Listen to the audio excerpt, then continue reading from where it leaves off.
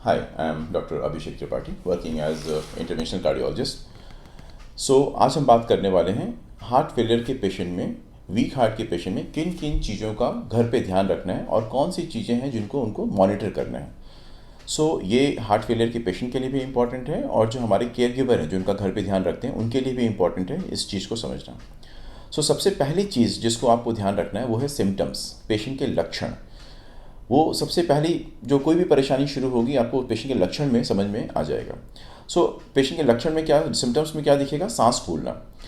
अगर पेशेंट का पहले से कम काम करने पे सांस फूलना शुरू हो रहा है, मिनिमम एक्सर्शन पे, नहाने धोने पे, कपड़े चेंज करने पे, खाने पीने पे अगर पेशेंट सांस फूलने की कंप्लेन कर रहे हैं या थकावट की कंप्लेन कर रहे हैं, इसका मतलब पहले से पेशेंट की कंडीशन में थोड़ी गिरावट आई है, थोड़ी दिक्कत बढ़ी है पेशेंट की।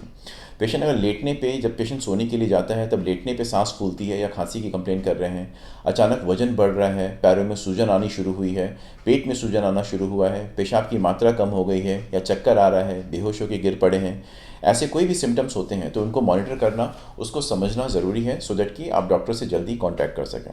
और यही सिम्टम्स हैं जिनको आपको कॉन्स्टेंटली उनको ऑब्जर्व करके पेशेंट को या पेशेंट को खुद को मॉनिटर करना है कि इसमें कोई दिक्कत हमें बढ़ रही है या नहीं बढ़ रही है। सेकेंड सबसे इंपॉर्टेंट चीज़ है वेट मॉनिटरिंग, वजन मॉनिटर करना। ये हार्ट फेलियर के पेशेंट को घर में मॉनिटर करने के लिए, उनको घर में मेंटेन रखने के लिए सबसे इम्पॉर्टेंट, सबसे आसान फैक्टर है जिससे हम पेशेंट को लंबे समय तक घर में मॉनिटर कर सकते हैं।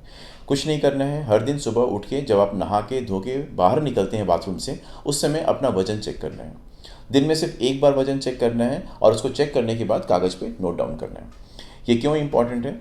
हम जब भी पेशेंट को डिस्चार्ज करते हैं या उनको ओपीडी पे मैनेज करते हैं तो उनके एक बिहेवियर में उनके पेशाब की मात्रा, वजन की मात्रा और बाकी चीज़ों से उनका एक ड्राई वेट निर्धारित करते हैं कि पेशेंट का वजन कितना होना चाहिए। सपोज़ किसी पेशेंट का वजन अगर 60 केजी है, 60 किलो है, वी एक्सपेक्ट कि पेशेंट उसके प्लस माइनस 1 केजी, उससे 1 किलो कम, 1 किलो ज़्यादा के अंदर अपना वजन मेंटेन करें। ये क्यों ज़रूरी है? सपोज़ अगर आप डेली वजन चेक करते हो और कल आपका वजन 60 था, आज हमारा 60.5 है, कल 61.6 हो रहा है, इसका मतलब डेली मेरा वजन बढ़ रहा है। इसका मतलब शायद शरीर में पानी की मात्रा बढ़ रही है और मुझे पानी कम करने की ज़रूरत है। सिमिलरली अगर डेली आपका वजन कम हो रहा है, जितना डॉक्टर ने आपको कहा है, सपोज 60 केजी अगर आपको कहा है और डेली आपका वजन 59, 58, 57 हो रहा है, ये भी ज़रूरी नहीं है। इसमें भी किडनी की परेशानी बढ़ने की और दवाओं के साइड इफेक्ट आने की संभावना बढ़ जाती है। डेली वेट मॉनिटरिंग और अपना वजन एक निर्धारित रेंज के अंदर रखना ज़रूरी है। उससे कोई भी फ्लक्चुएशन है, इट मीन्स चीज़ें मेरी गड़बड़ हो रही हैं और मुझे डॉक्टर को जल्दी कांटेक्ट करना है। थर्ड चीज़ जो इम्पॉर्टेंट है वो है लिक्विड। पेशेंट कितना पानी और पूरा लिक्विड कितने दिन का लेना चाहिए। हर डॉक्टर अपने पेशेंट को एक बार उसके असेसमेंट के बाद निर्धारित करता है कि मेरे पेशेंट को पूरे दिन का लिक्विड कितना लेना है, प्रवाही पानी कितना लेना है। वो 1 लीटर हो सकता है, 1.25 लीटर हो सकता है, 1.5 लीटर हो सकता है, डिपेंडिंग ऑन कि पेशेंट के हार्ट की कंडीशन, किडनी की कंडीशन, पानी की मात्रा की रिक्वायरमेंट ये कितना है, उस पर हम निर्धारित करते हैं। हम जब पेशेंट को कहते हैं कि आपको 1.25 लीटर पानी लेना है या 1.5 लीटर पानी लेना है, इसका मतलब सिर्फ पानी नहीं, उसके अंदर सब कुछ आ गया। उसके अंदर पानी, चाय, कॉफ़ी, दूध, छाछ सब उसके अंदर आ गया, ताकि पानी की मात्रा फिक्स होनी चाहिए। क्यों फिक्स होना चाहिए? सपोज़ अगर आपका हार्ट वीक है, अगर नॉर्मली एक नॉर्मल इंसान के अंदर आप कितना भी पानी पियो, किडनी अच्छा है, हार्ट अच्छा है, वो उसको मैनेज कर लेंगे। पर अगर हार्ट वीक है और पानी शरीर में आप ज़्यादा ले रहे हो, लिक्विड ज़्यादा ले रहे हो, वो हार्ट उसको आगे पंप नहीं कर पाएगा, वो सारा का सारा आपके बॉडी के अंदर एक्यूमुलेट होता जाएगा और वो अल्टीमेटली हार्ट फेल कर देगा। पानी बहुत ज़्यादा कम होने पे क्या होगा? अगेन हमारा किडनी फंक्शन कॉम्प्रोमाइज़ होगा, दवाओं के साइड इफेक्ट हमारे बढ़ जाएंगे। पानी जितना कहा गया उतना हमें मेंटेन करना है। अब सपोज़ मैंने किसी पेशेंट को 1.5 लीटर पानी बोला, अब वो सफिशिएंट है कि नहीं, पर्याप्त है कि नहीं, ज़्यादा है या कम है, कैसे पता चलेगा? उसके वजन से। अगर उस जितना मैंने पानी कहा उस पर पेशेंट का वजन मेंटेन है, इसका मतलब पानी पेशेंट को उतना ही चाहिए। मैंने जितना भी पानी बोला पर पेशेंट का वजन डेली कम होता जा रहा है, इसका मतलब उसको पानी की मात्रा बढ़ाने की ज़रूरत है। सपोज उतना पानी लेने पे पेशेंट का वजन बढ़ता जा रहा है, इसका मतलब चाहे मैंने पेशेंट को 1 ही लीटर पानी बोला पर उसको पानी की मात्रा और कम करने की ज़रूरत है। वजन चेक करके और पानी की मात्रा फिक्स करके, ये दो चीज़ें अगर हम पेशेंट समझें और उनके जो केयर गिवर है उनको अच्छे से समझ जाएं, तो ऐसे पेशेंट्स को हम काफ़ी लंबे समय तक घर के, हॉस्पिटल के बाहर, घर पे उनको मैनेज कर सकते हैं। और इसमें कोई भी फ्लक्चुएशन है तो आप डॉक्टर से जल्दी कॉन्टैक्ट कर सकते हैं ताकि उस बारे में आपको और ज़्यादा गाइडेंस दिया जा सके। थर्ड चीज़ जो मॉनिटर हम करते हैं पेशेंट में, जो एडवाइस करते हैं, वो है ब्लड प्रेशर।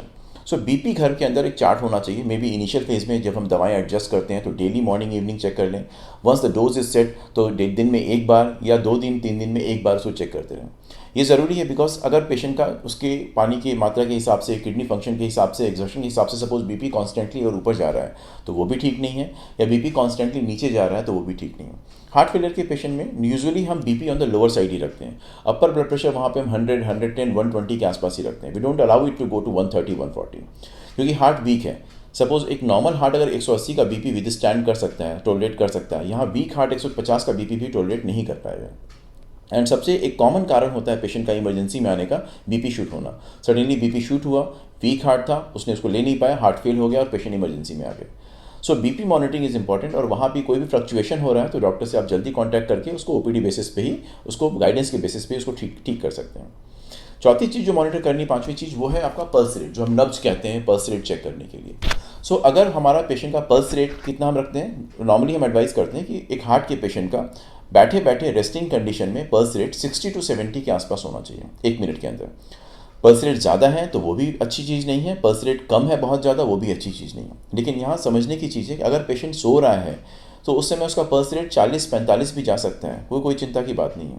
अगर पेशेंट कुछ एक्सर्शन करके, एक्सरसाइज करके, वॉक करके आ रहे हैं, उस समय उनका पल्स रेट 100, 110, 120 भी जा सकता है, वो भी कोई चिंता की बात नहीं है। रेस्टिंग कंडीशन में पल्स रेट कितना रहता है वो हमें निर्धारित करना है, उसको हमें चेक करना है। साथ साथ हमें चेक करना है कोई इरेगुलरिटी तो नहीं आ रही है। जैसे नॉर्मल अगर पल्स हमारा एक रिदम होता है, उसमें कोई इरेगुलरिटी अगर आ रही है, बीच में पल्स रेट ड्रॉप हो रहा है, मिस हो रहा है, इसका मतलब कि पेशेंट को शायद रिदम की कोई दिक्कत हो रही है। इसके पहले कि वो चीज़ हार्ट को फर्दर ख़राब करे, हमें डॉक्टर को कॉन्टैक्ट करना चाहिए। जो छठी चीज़ है मॉनिटर करने के लिए वो है यूरिन आउटपुट। यूरिन आउटपुट सारे पेशेंट में एग्जैक्टली मॉनिटर करना मुश्किल होता है, लॉन्ग टर्म मॉनिटर करना और ज़्यादा मुश्किल होता है। So immediately after discharge we advice कि आप यूरिन आउटपुट भी मॉनिटर करें, सो दैट कि हमें पता चले कि आपका यूरिन जितना हम पानी दे रहे हैं उस हिसाब से यूरिन हमारा उतना अच्छा हो रहा है। बाद में पेशेंट को एक रफ आइडिया मिल जाता है कि हाँ आज दिन में मैंने 3 बार या 4 बार यूरिन किया, सो वो एक इंपॉर्टेंट है। सपोज सडनली यूरिन होना कम हो गया, दिन में मैं 2 ही बार गया या सफिशिएंट यूरिन नहीं हो गया, पेशेंट उसको काफ़ी जल्दी और अच्छे से रिकॉग्नाइज कर लेते हैं। सो ऐसा कुछ अगर दिख रहा है कि यूरिन की मात्रा मेरी कम हो रही है तो इमीडिएटली आपको डॉक्टर को कॉन्टैक्ट करना चाहिए। सो ये जो बेसिक चीज़ें मैंने बताई, आपके सिम्टम्स हैं, वजन है, पानी की मात्रा है, बीपी है, पल्स है, इन चीज़ों को अगर हम घर पे अच्छे से मॉनिटर करते हैं तो हार्ट फेलियर के पेशेंट को हम लंबे समय तक घर के बाहर, घर के हॉस्पिटल के बाहर घर में उनको मैनेज कर सकते हैं। और ये चीज़ पेशेंट को साथ साथ जो उनके केयर गिवर हैं, घर के फैमिली मेम्बर जो उनका ध्यान रखते हैं, उन दोनों को ये समझने की ज़रूरत है। एक बहुत इंपॉर्टेंट पहलू है इसका कॉम्प्लायंस विथ मेडिसिन, कि मेडिसिन प्रॉपर पेशेंट खा रहे हैं या नहीं खा रहे हैं। यहाँ पे समझना ज़रूरी है कि हार्ट फेलियर एक लंबी बीमारी है, एक लंबी लड़ाई है पेशेंट की। वहाँ पेशेंट कितनी बार डिमोटिवेट होते हैं, डिप्रेशन में जाते हैं, फ्रस्ट्रेट होते हैं, and they start skipping their medicine, वो उस मेडिसिन छोड़ना शुरू कर देते हैं। अब जो केयर गिवर है उनकी जिम्मेदारी बनती है कि वो मेडिसिन प्रॉपर ले रहे हैं या नहीं ले रहे हैं, इसको मॉनिटर करना, उनको मेडिसिन लेने के लिए मोटिवेट करना, ये उनकी जिम्मेदारी बनती है। सो अगर इन चीज़ों का पेशेंट एंड उनके केयर गिवर घर पे अच्छे से ध्यान रखते हैं तो ऐसे पेशेंट को हम लंबे समय तक घर पे बिना किसी परेशानी के मैनेज कर पाते हैं। एंड जब भी कोई फ्लक्चुएशन हो तो डॉक्टर को इमीडिएटली कॉन्टैक्ट करें फर्दर गाइडेंस के लिए। So I hope this video was helpful for you. और हार्ट के बारे में और ज़्यादा जानने के लिए आप you can visit our website, Facebook page and Instagram. Thank you so much.